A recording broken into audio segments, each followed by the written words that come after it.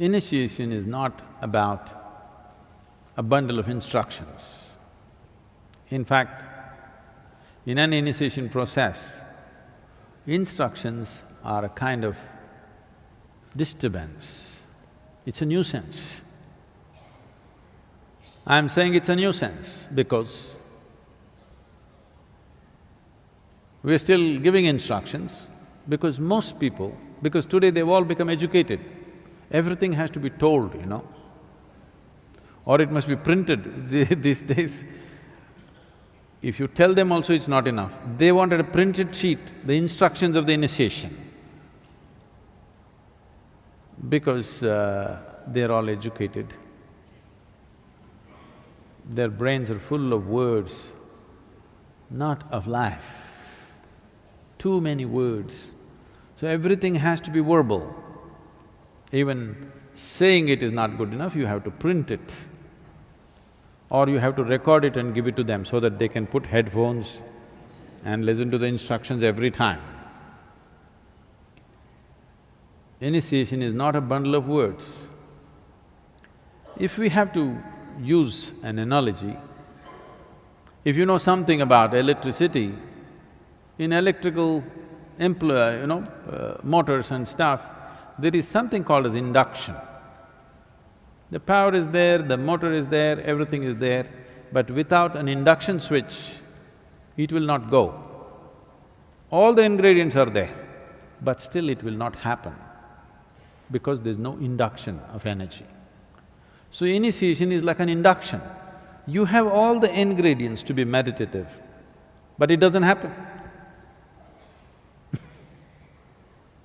Why does it not happen? Because this is the way the creation itself happened. If you go by the traditional explanation, one way, if you go by the modern scientific way, it's the same thing said in a different language. Modern science is talking about how everything was empty space. Now they're removing the word empty and saying it was space. There is no physicality there, but there seems to be something else there. What that something else, we don't know, as for the science. And today they've made experiments where in vacuum state, if you apply a certain energy around it, not into it, around it, suddenly virtual protons and virtual neutrons will spill out. That means creation begins just because there's energy playing around. There's a beautiful story in the yogic tradition. Shiva. You must understand the word Shiva. Shiva means that which is not. It's an appropriate description for space. That which is physical, creation. That which is not is non-physical dimension of the existence. So Shiva means that which is not. Shiva was lying, his body spread across the cosmos, but he's not. He doesn't exist. He doesn't have a physical manifestation. Then Shakti, a certain dimension of energy, came and danced around him, and then he came alive. Then he started spitting galaxies out of his mouth. This is the most appropriate description of how creation happened. Still spitting galaxies, new galaxies, it's continuously happening. Simply because a certain energy touched it. Everything that was needed for creation was already there in him, but he needed induction. So initiation is a kind of an induction process. But unfortunately today, if I just ask people to just sit here, we'll do things for you, they'll say,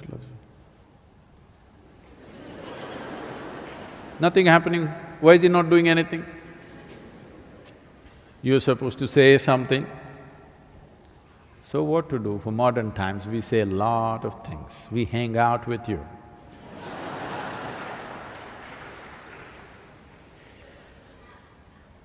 Today, if you go and sit in the Dhyanalinga temple, without instruction, you can become meditative. I can't do that to you here now.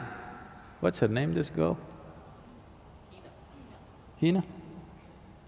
Hina, you're in UK, if you're willing to just sit there, I can do it to you now, wherever you are. But right now, you're a student, still educating. Maybe you're a possibility, not fully educated. Too many words in your head. The only thing you understand is words. Because of that, instructions have come. Otherwise, initiation is not about instruction. There's really no instruction in it. Initiation is just an induction process, it's an energy process. But we have to talk about energy, you know. We have to talk a lot about energy before they open their mouth and, oh, appadiya.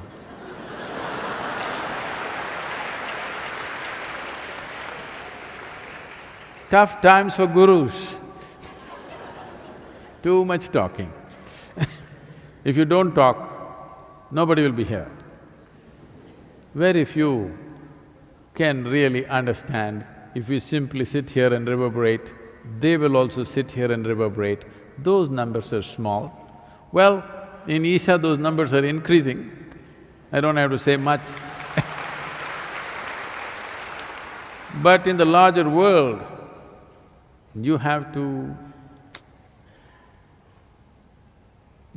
talk and talk. Hang out with people.